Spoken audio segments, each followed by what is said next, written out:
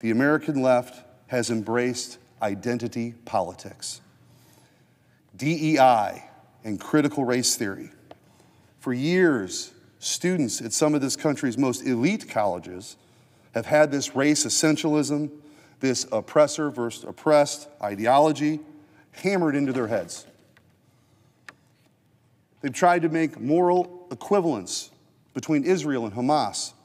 Every single situation or issue is viewed through the lens of race or other immutable characteristics. If you don't rank high enough on the totem pole of grievances or score well on the oppression matrix, well, then your views aren't as important. Being right has taken a backseat to your skin color. DEI and CRT are fruit of the poisonous tree of cultural Marxism, and it's playing out right now in our streets. The proof is in the numbers as well. A Harvard Capps-Harris poll states, when voters were asked who they sided with in the Israeli-Hamas conflict, 95% of voters aged 65 or older said Israel, while only 5% said Hamas.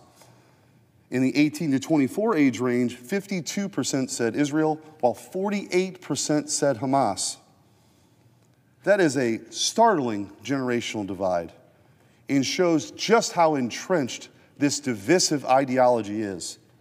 This ideology completely strips people of their individuality. Ideas don't really matter as much as what the person speaking looks like. It's completely antithetical to the core tenets of our Constitution and the American experiment. It places an unhealthy emphasis on race.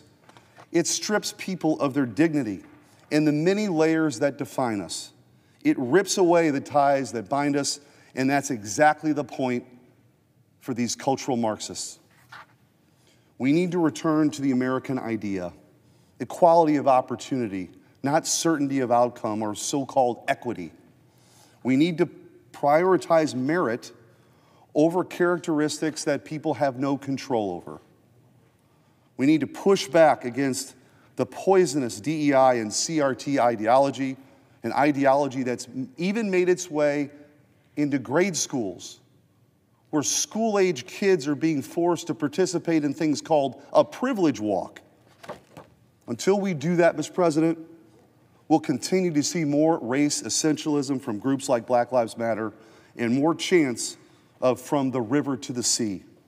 That is not what America's about, but we better get real about the problem before it's too late to fix it. I yield back.